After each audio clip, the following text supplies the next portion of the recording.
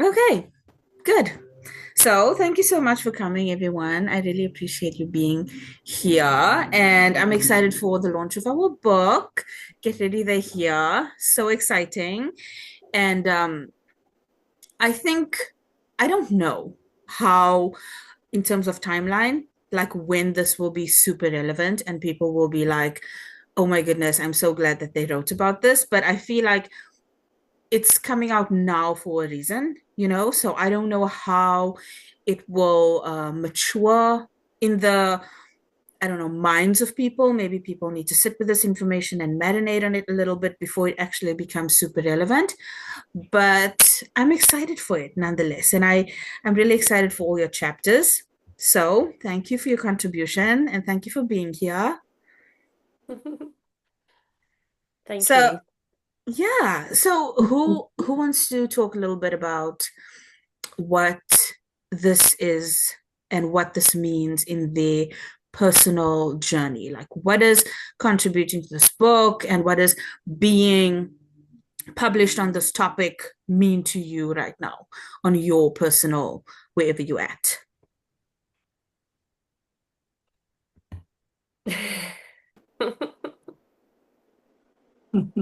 I've just been told by my guides to hold back, so I don't know if somebody else wants to come forward first, but I really would like to speak, but they're gonna, oh.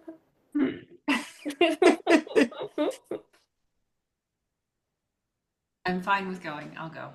Um, Thank you. yes, absolutely.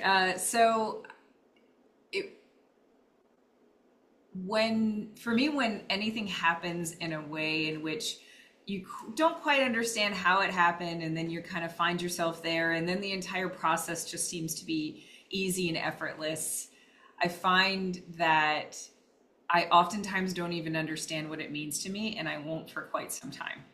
And I think that that's the thing that I have enjoyed about this process is how much I feel that I feel facilitated in it within my own experience with whatever kind of contact I have with my guides, with my own channel, with whatever it is. It's just been like a really lovely experience because I feel like this is just the kind of drop in the bucket for what this feels for me for what will be a kind of lasting impact. So if I were to tell you anything about what this process has meant for me, I would say that it's mostly along the lines of like, I'm excited to see how it unfolds, knowing that it did unfold so effortlessly for me in that beginning part. And I was surprised, I wrote about skepticism, I wrote about like protection, and I wrote about, the kind of need to be special and some of these things that we can kind of run across when we are experiencing this. And again, effortless in the way that it was chosen. It would, it would not have dawned on me that that's what I would write about when it first happened. But again, it happened so effortlessly. I was just so grateful for that. And so therefore I kind of am holding judgment, maybe perpetually, which would be also good, but maybe just to withhold some judgment as to what it feels like. Other than it just feels good, it feels effortless, and I'm happy to be a part of it. So thank you. I would love to piggyback on Christina's experience. When you first reached out, Amira, there was a bit of resistance around joining the project. It was I didn't associate with open contact. I assumed that that was physical contact. And my experience, for the most part, has been through my channel with my guides, with some of the galactic beings, but all from the higher level perspective without considering the three-dimensional potentiality of us meeting in a physical dimension. But just like Christina, the way that this unfolded, the way you came to me, the synchronicities that came together, it was a yes. Like this, I don't understand why I'm being asked to be a part, but I know that I need to be a part of it. And literally the night after I said yes, when I was still working through the resistance to, oh my gosh, what have I, what have I done as being a part of this? They just started working on me, and literally I got a scene from the Galactic Federation sort of council table with them all doing like an applause as though this was a significant soul choice that I've made in the physical form that is unfolding. And since then, it has been a crazy ride. You made a mention, Amira, about how things shifted in your life after sort of each of your books, something happens. Well, it's been an initiation, and it's been a deep soul healing, and there's a whole, it's not even finished. It's an unfolding process. Just as Christina was saying, I don't know how this is all going to roll out, but it's magical, it's exciting, it's a bit uncomfortable. It's the whole gamut of integration that is having to happen that I know is supporting what anyone who chooses to engage with this book is going to go through. And I covered such things as discernment and the stranger danger programs, and some of the stuff that we need to work through in terms of releasing the fear that comes with open contact in a more direct and open way. And a lot of that has had to come up through my own system as I've been opening to more and more of what's opening to more and more. I'll just sort of leave it at that. But it's been a magical process. It's unfolding, and I too feel it is an unfolding and ongoing process. And so I'm excited for people to come into the book, to read the book, to be activated. Like, certainly the intentions we've set for the book, as well as my own intentions, that people are receiving exactly what they need to open up in the perfect ways to come into their wholeness and their connection with spirit and source. Because I spoke about it being a spectrum of opening, and we're in it in the middle right now. And for me, three-dimensional contact, fourth dimensional, fifth dimensional, whatever the physical contact at that higher level is a near end of the progression for what I feel is a lot of people.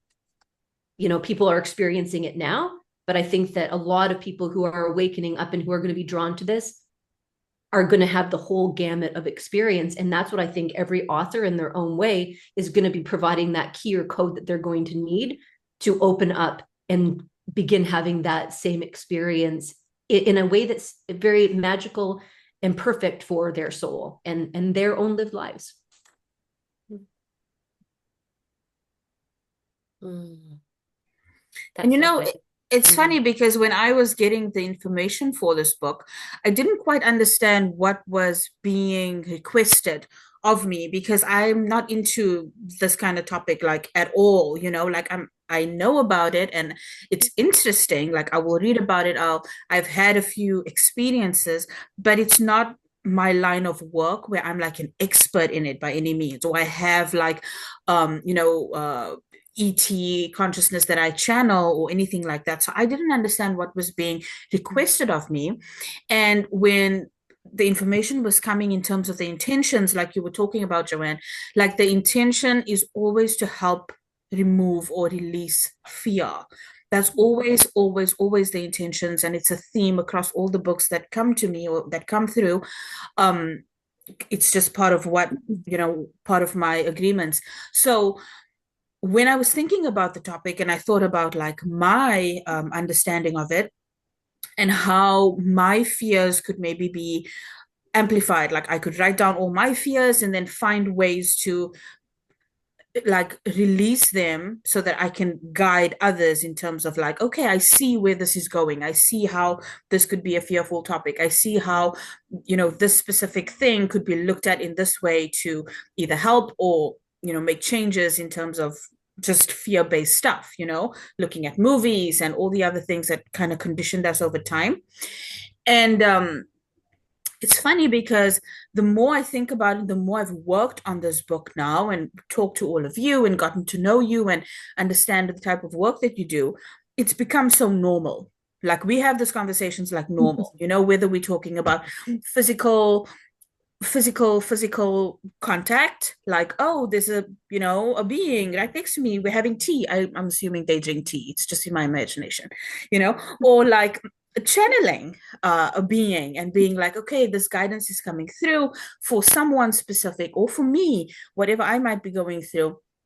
And I'm thinking about, it's not just about this topic, it's about all the other things that come with it, because now you need to consider other dimensions. You need to consider multidimensionality. You need to consider what it means to be that. You need to consider, how is it possible that me as a 3D being can sense and experience these things? And who created you, being? Are you the same as me? Do you have the same, soul purpose? Do you have a soul?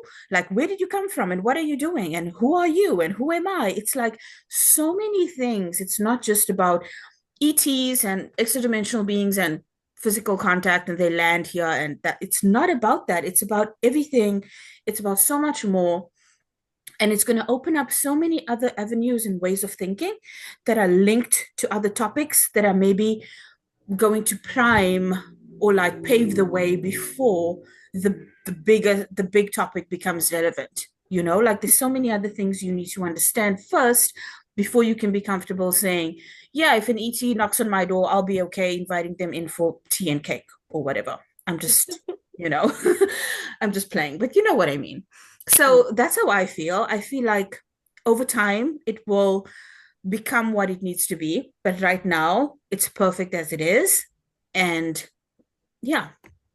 hmm a lot of what, I don't work with galactics. I work with very earth-based druid energy. And so, Joanne, like you, I had a lot of resistance. Like I kept calling Amira going, why am I part of this? I have no connection to this. Like, are you sure? Are you sure? Like I was so in denial, but I kept hearing like, no, do it. And I realized that, there is this fear among galactics and what they have. And, when I listen to things, people say, well, we need to do it this way. We need to do it that way, how they do it, because it works for them. But what I wrote a lot about and what I was told was that we have to take what they're showing us and teaching us and see how does it fit within the earth world? How can we really apply it to the energies we have, the elements we have?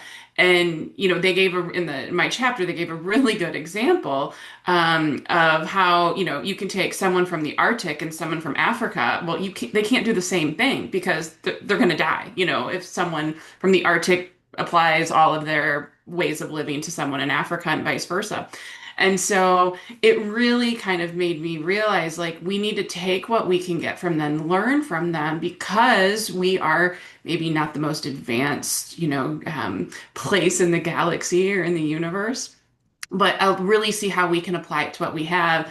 Because I have a feeling someday we're going to be teaching other places how to do things because there's so much that, has been lost knowledge base here. But I feel like it's coming up if you look at like the Roman civilization, the Egyptian with the pyramids, all of that's going to come forward. We just need to learn from others, remember, and then let it really flow through again. Mm. It's interesting. I love the word remember.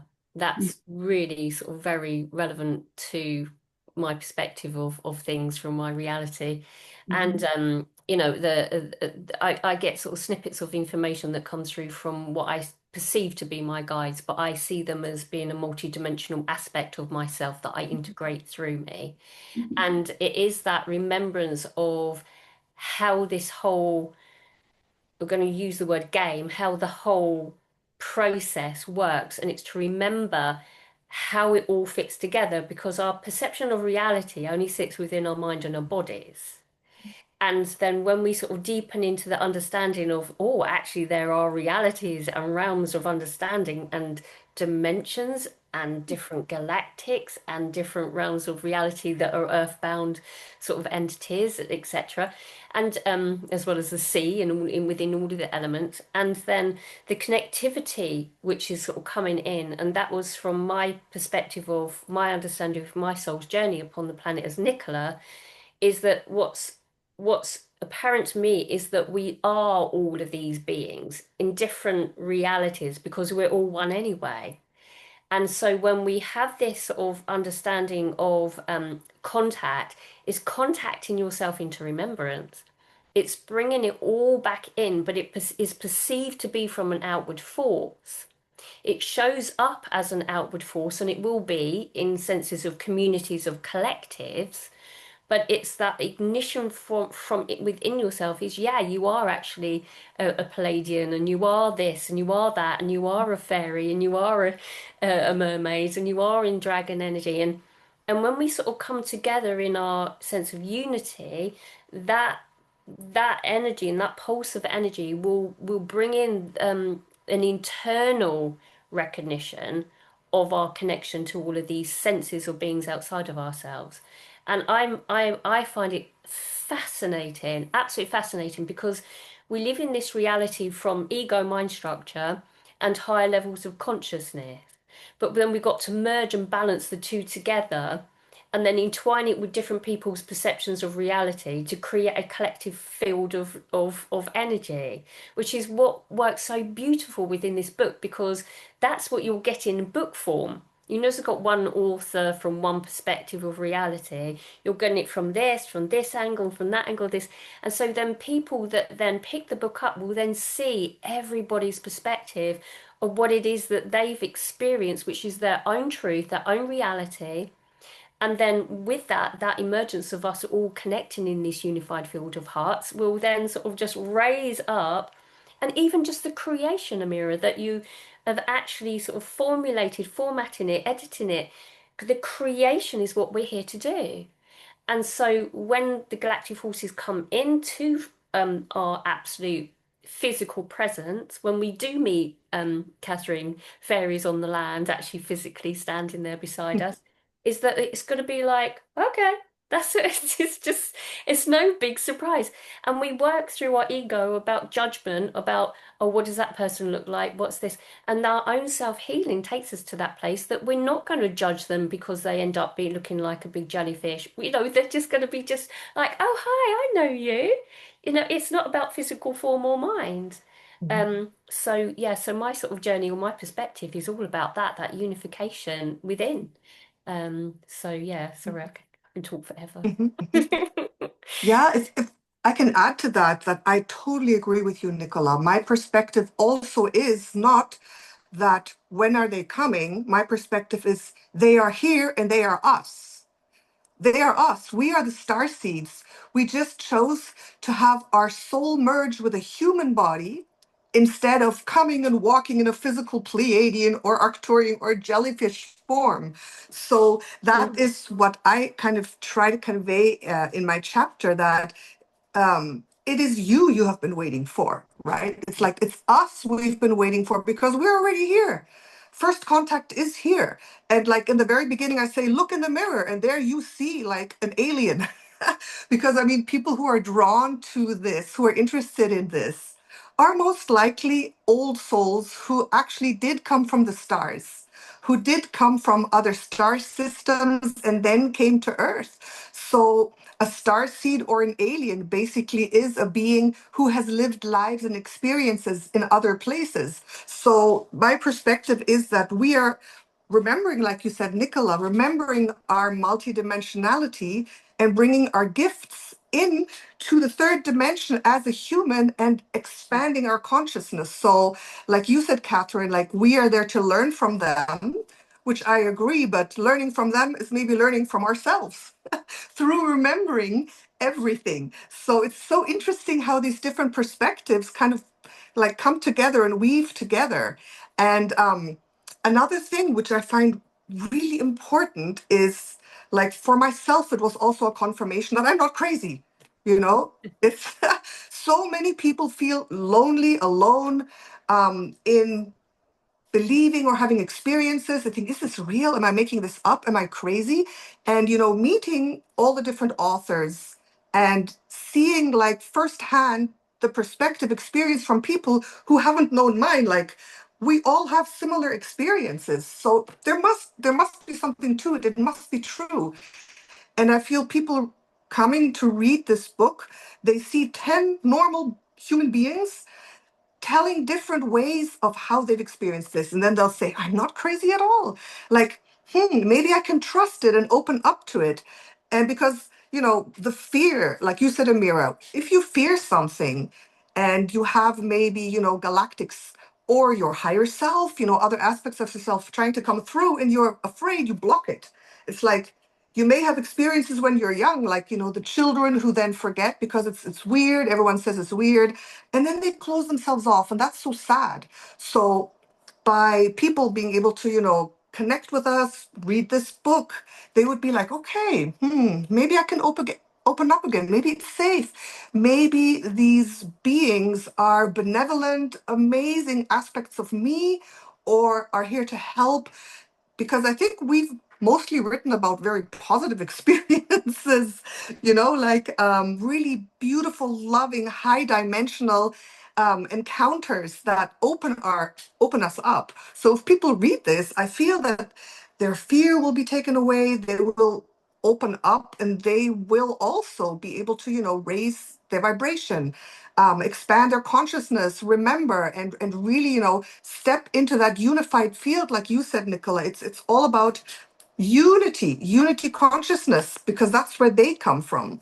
The fifth, sixth, seventh dimensions are unity. We are based on separation in the 3D. So that way of opening this consciousness is bringing unity in and helping us ascend, helping us raise higher. So that's why I feel it is so important, this book and this whole theme.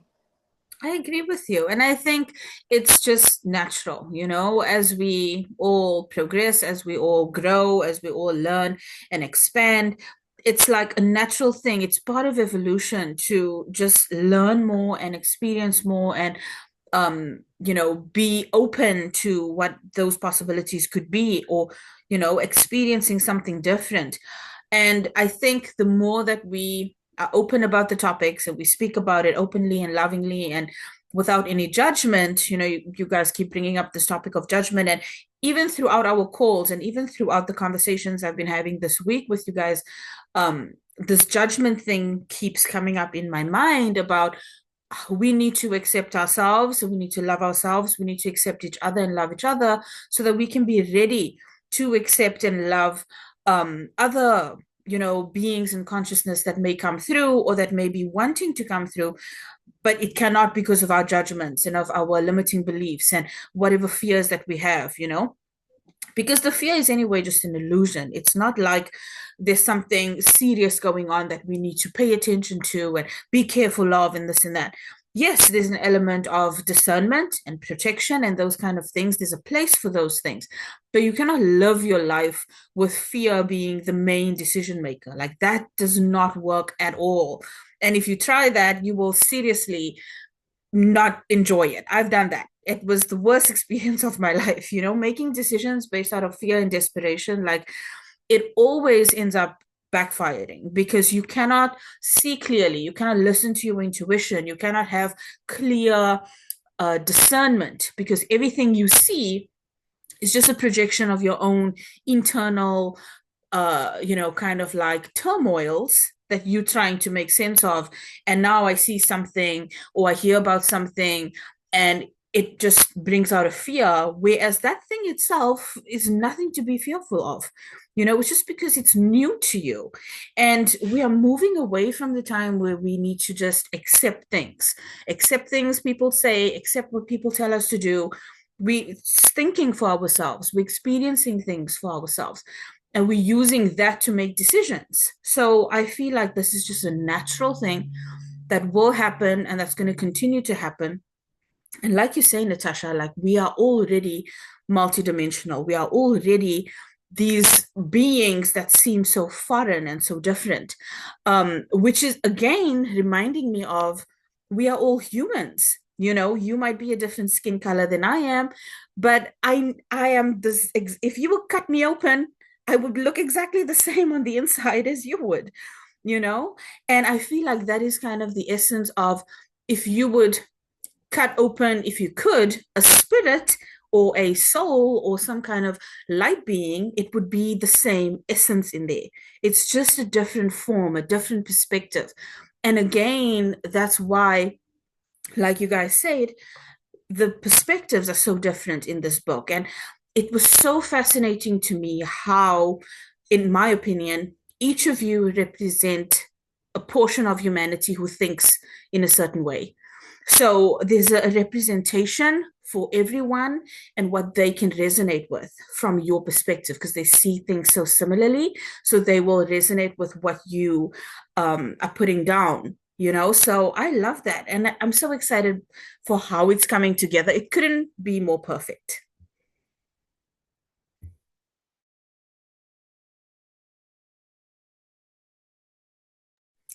I wanted to ask, who was it?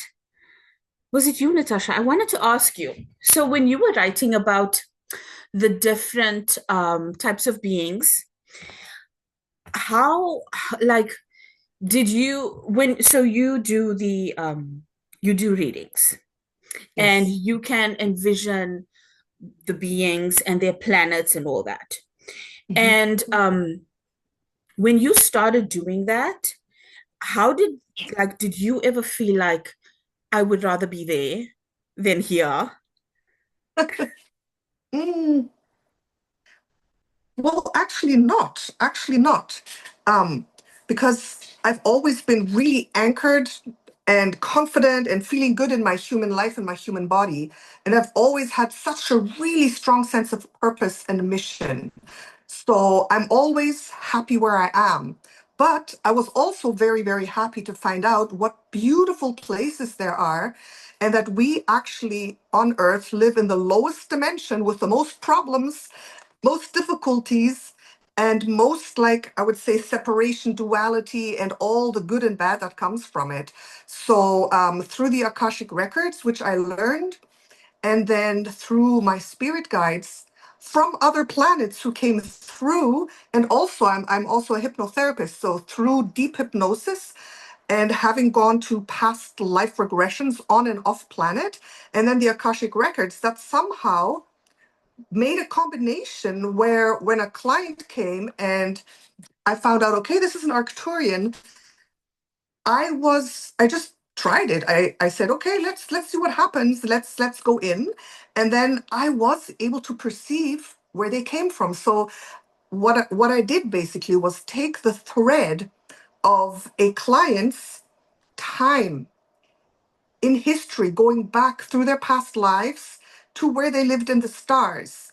And because I'm working with that client and I'm in the Akashic records of that client and I know how to do deep hypnosis, I was able to kind of go along the memory of the client because it's all written in the Akashic records. All the memories are written there. Everything about them is stored in this energetic library. I was able to go back through time, and instead of taking the client on the regression, which we do in hypnosis, right? I suddenly was there. So through the Akashic records, I could do the regression for the client, and then I suddenly perceived, wow, this is Arcturus. This feels different. Like this feels expanded. The planet feels big.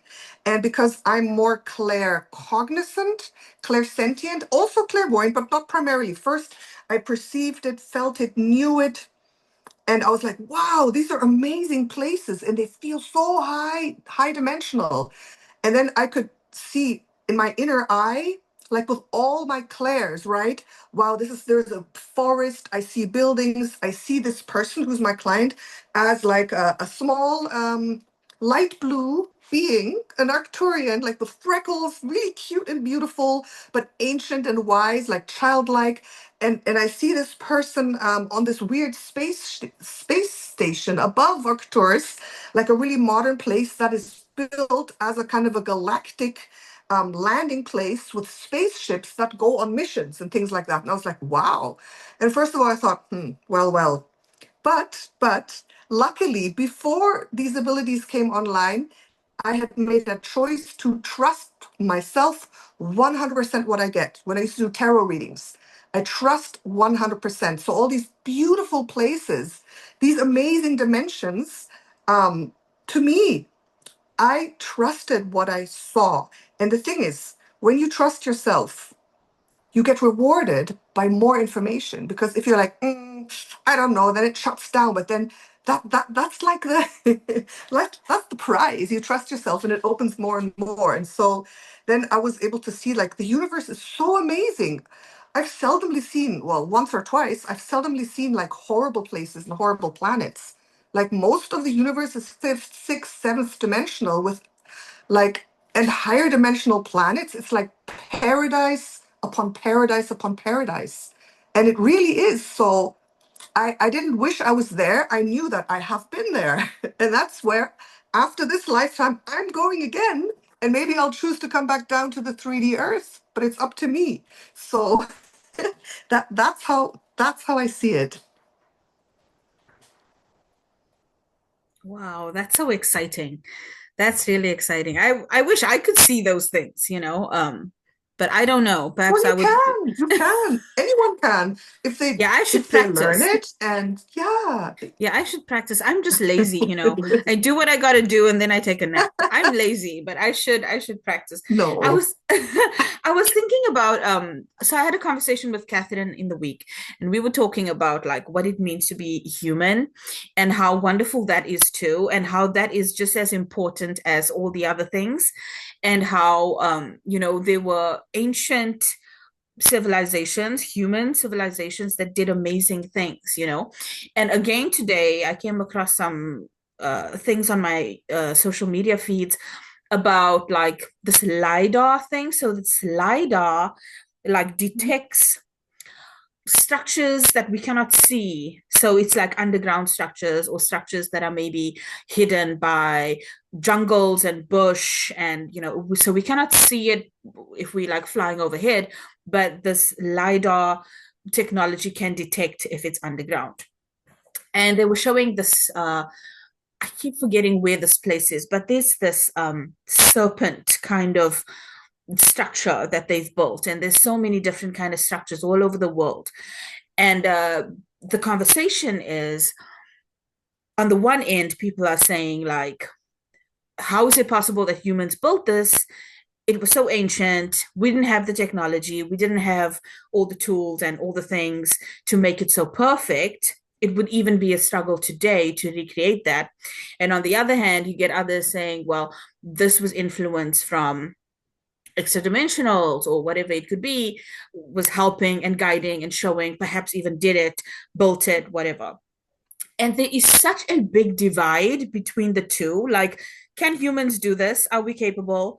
Or did we get help from ETs and did they do all the work? And we are just kind of like giving our ancient human ancestors all the credit for the stuff. I don't know where I stand with the conversation because I haven't thought about it that much yet, but it is interesting.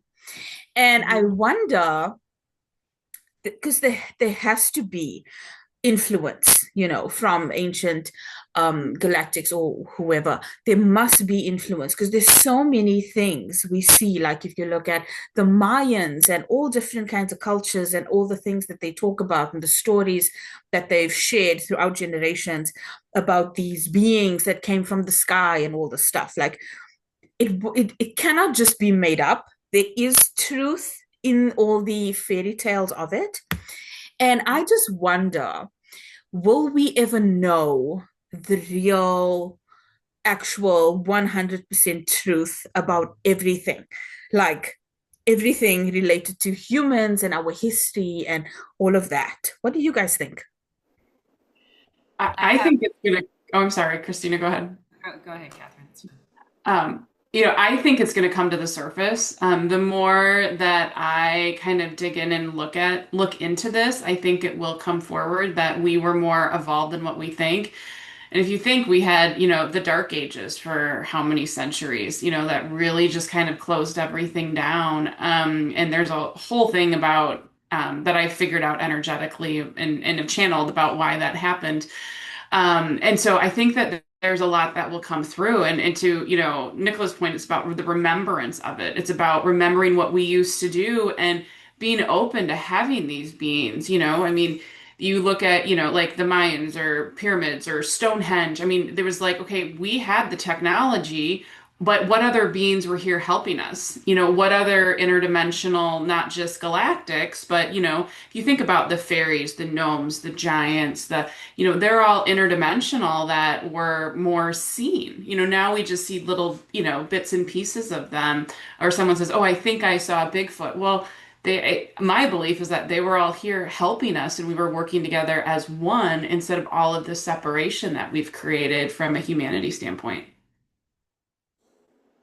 Yeah, that's a lovely point, Catherine. Thank you. I think for me, I've been talking actually a lot this week about the concept of the right timing of information and how for a lot of us, we have this insatiable desire to learn everything about everything all the time. But as we know in our own personal lives, if we were to learn everything and remember everything that ever happened to us, then we would be inundated by so much in our fields that we wouldn't be able to necessarily handle, even though it's something we technically had already experienced. And it's the same with all these other things, is that we recognize that there's this very almost delicate balance that each of our fields has for how time moves and how much information is given to us within the realm of how we move through time.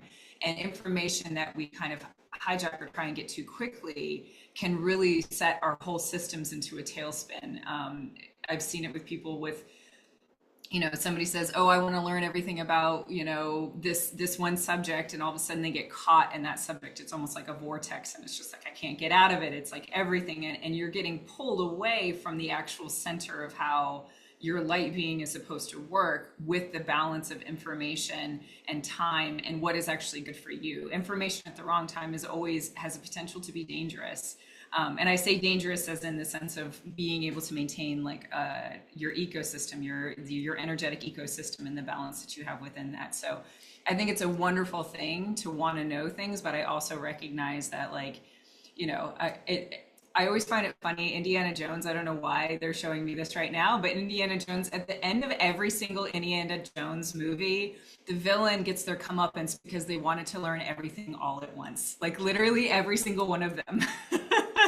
Right? No matter what it was, it's like, oh, it's like, I want to know everything. And then they're like, okay, here, you can learn everything. And then that's kind of sometimes the image I get. It's a funny thing, but I like to use movies as as something that can ground us and be like, yeah, we all know that reference, right? Like that's what it can feel like when you were just get too much all at once. I love that, Christina, and my guides use movies and childhood cartoons and all of the things to try to explain it.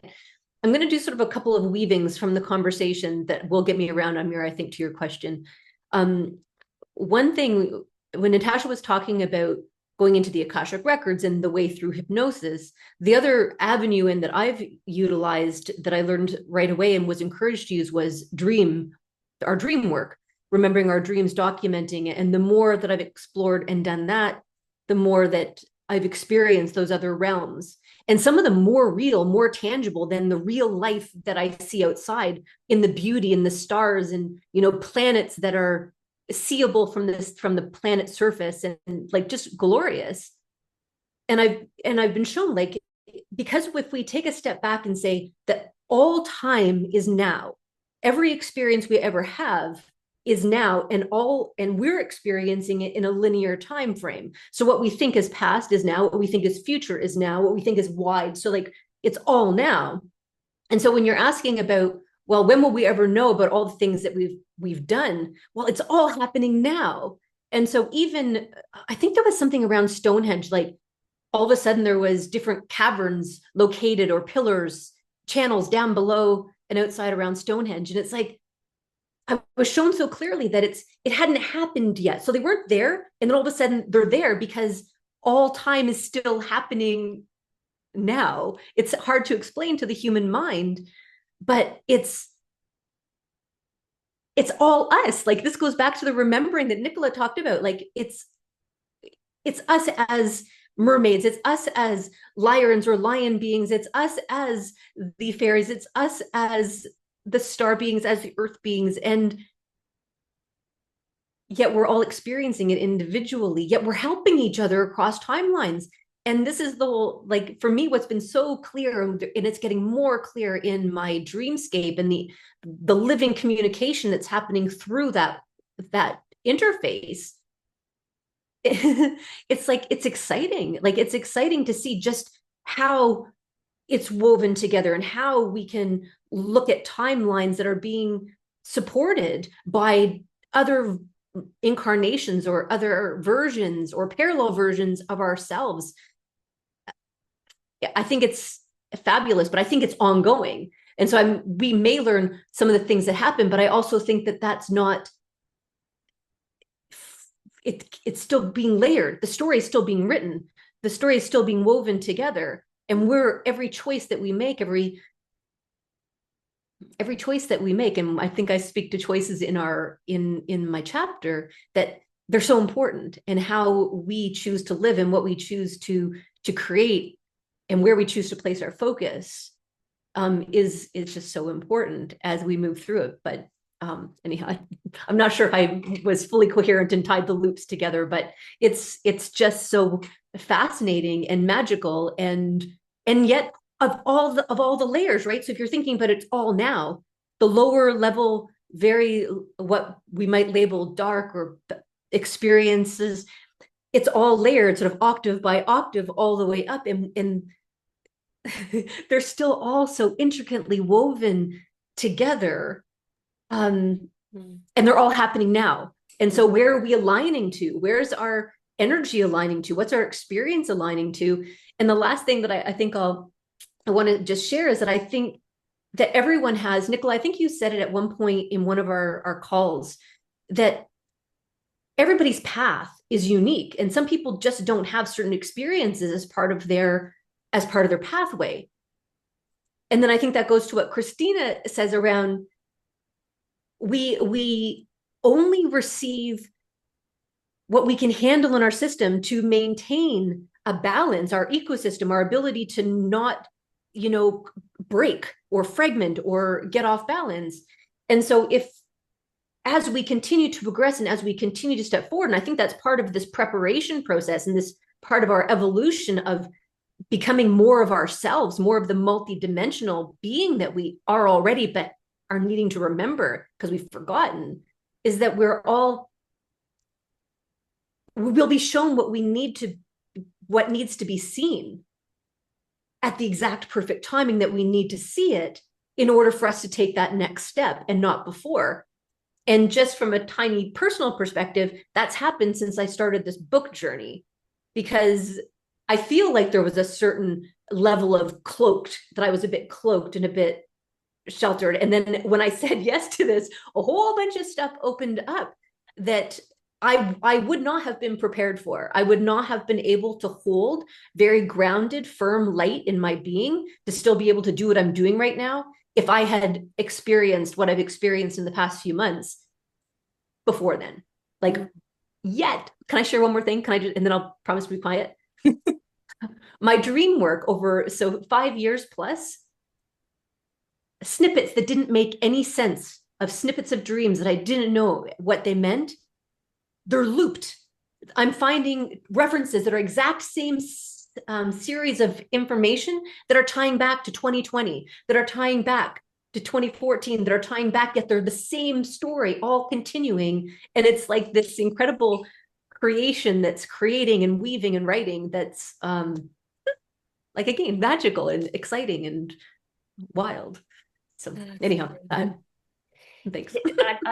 That's beautiful. I love what everyone's saying, and sort of but from what I'm sort of getting, which is sort of like sort of brewing up inside of me, is what is this all about anyway? It's about it's actually seeing everything from a perspective of a singularity. Okay.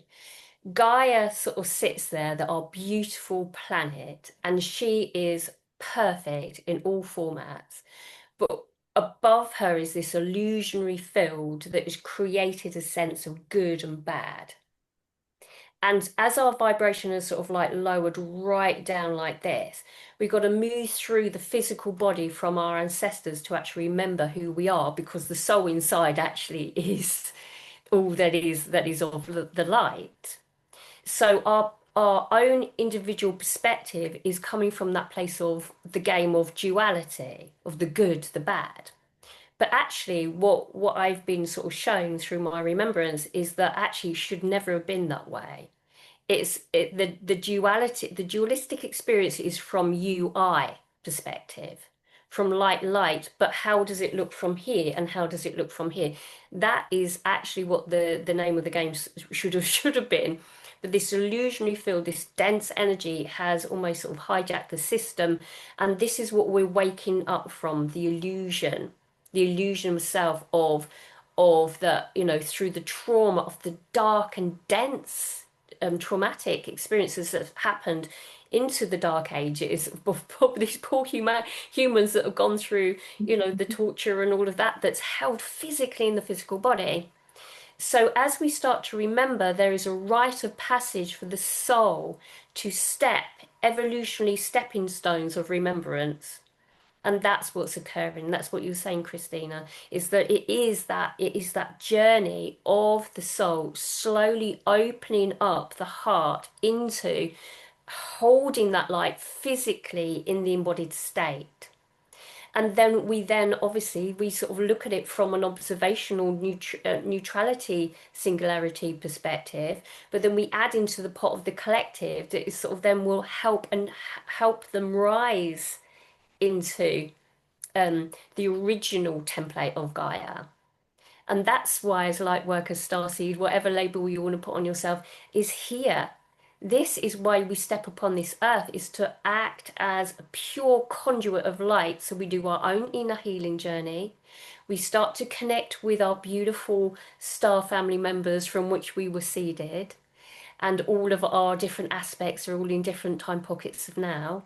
And then that emergement and all of that beautiful alignment of that entanglement of the quantum field that we start to heal through, is that are we actually healing through the journey of the soul in the quantum field? Or once when I lived on this planet, there was a galactic war and blah, blah, blah, blah, all these stories that intermingle, is then we can then see only from the mind of a human ego perspective, one thing at a time. And that's how we perceive reality.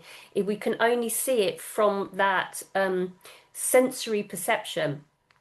But as the energy starts to open up, and this is what we're getting now, which is beautiful, is we're getting the bleed throughs of reality, because we can hold that energy, hold that compliance, hold that interweaving, intermingling with all of these different beautiful beings.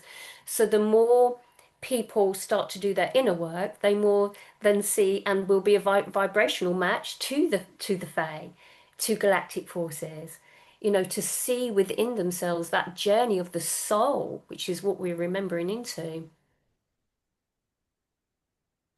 Oh, excuse me. Yes, yes, yes, yes.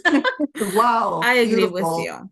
I agree with you. beautiful. And just to piggyback off of what Joanne and Nicola said, Joanne, you touched on the preparation aspect, preparing yourself. And the preparation is exactly what Nicola is saying, preparing yourself internally for all the stuff, preparing for, like, deal with your trauma. Get over your stuff. Like, no, like your fears and your limiting beliefs, it holds you back in so many ways. Like, just get over it already. If you need to get a pen and paper and write these things down and like go through them linearly, then do that.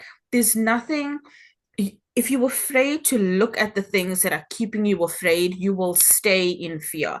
And it's not like there's anything serious happening right now. Like if you go on the news, you will know if there's something serious going on, but there isn't. So take the time to prepare yourself, prepare your vessel, prepare your mind, your body, your energy. Like just be who you need to be in the version of you that feels aligned, and then live your life that way. And then you will see over time that things are unfolding perfectly. You are exactly where you need to be when you need to be there.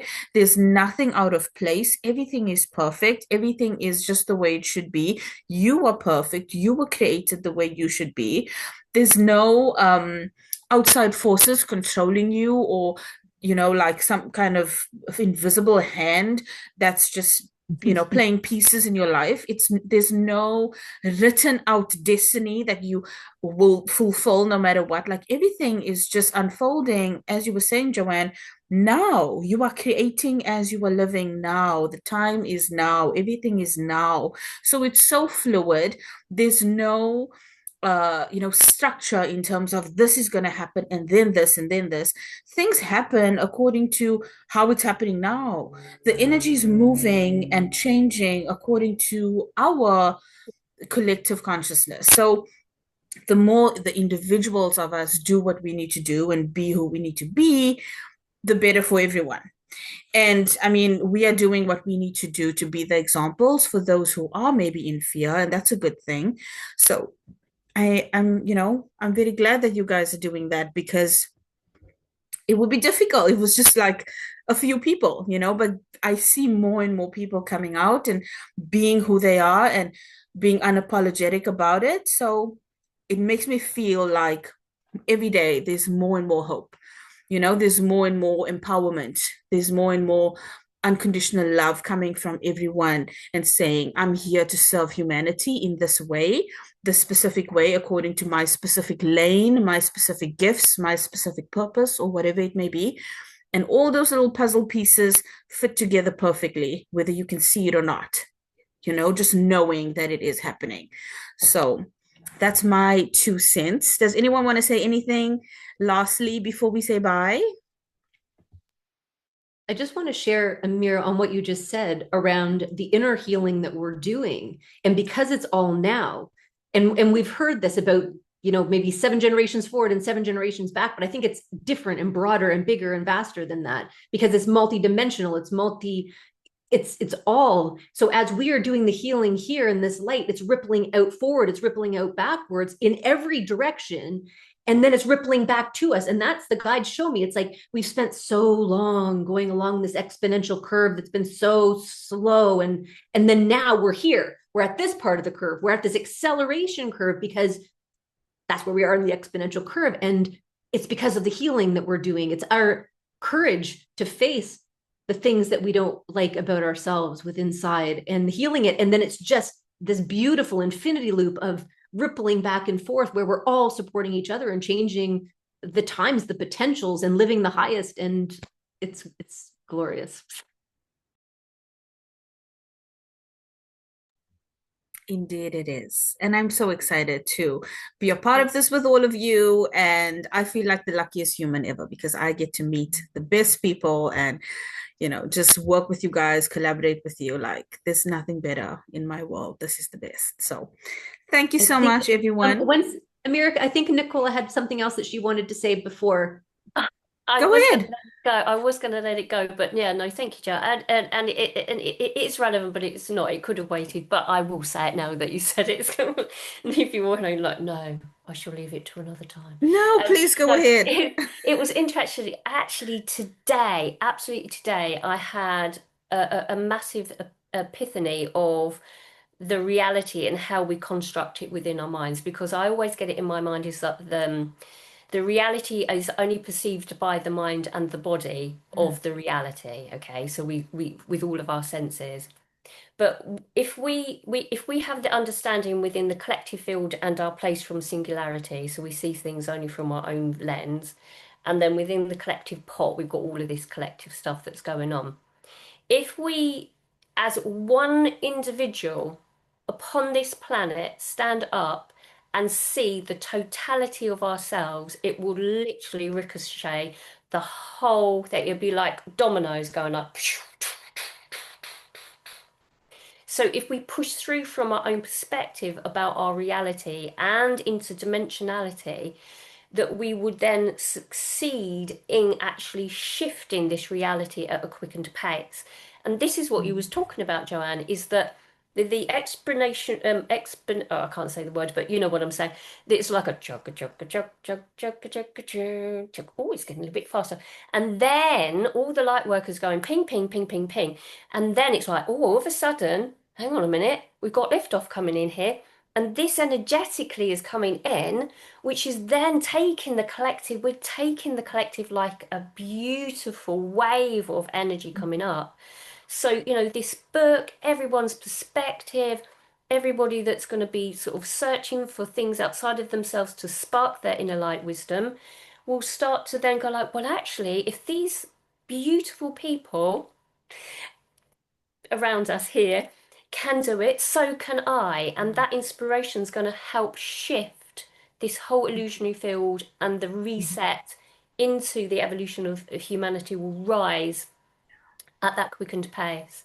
So I'm excited about this book, and I thank you so much, honestly, everybody. And Amira, you are amazing. I love you dearly.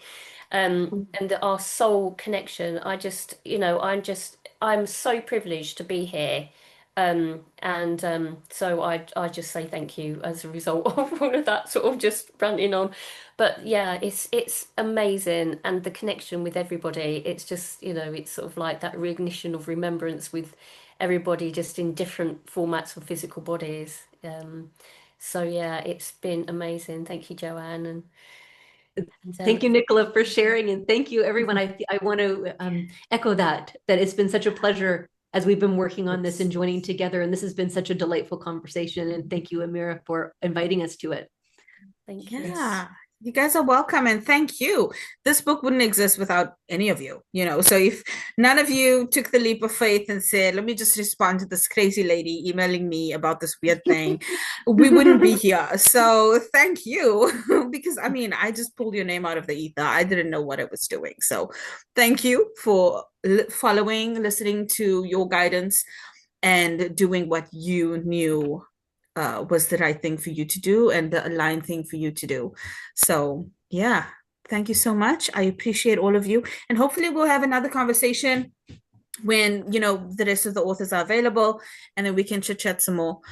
But for now, thank you. I appreciate you. I hope you have a wonderful day. Thank you. Bye. Bye-bye. Bye.